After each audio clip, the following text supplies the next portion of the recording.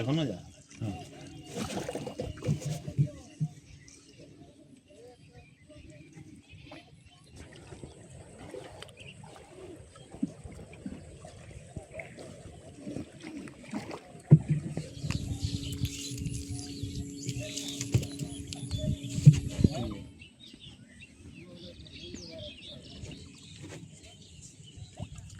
লইলেও তোমার নাতি আর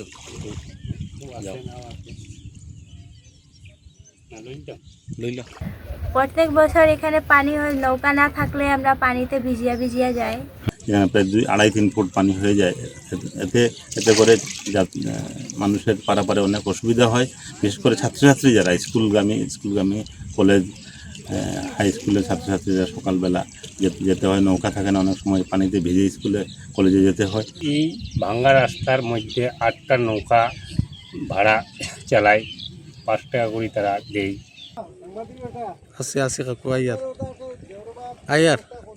কাকু আয়ার।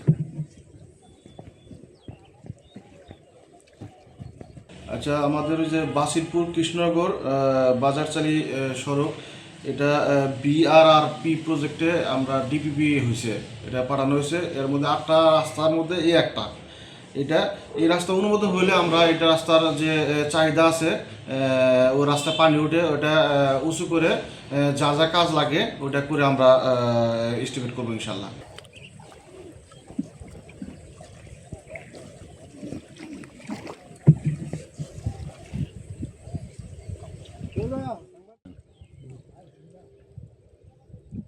আমরা প্রতিদিন ভিজিয়ে যাই, গামছা পরিয়ে যাওয়া লাগে।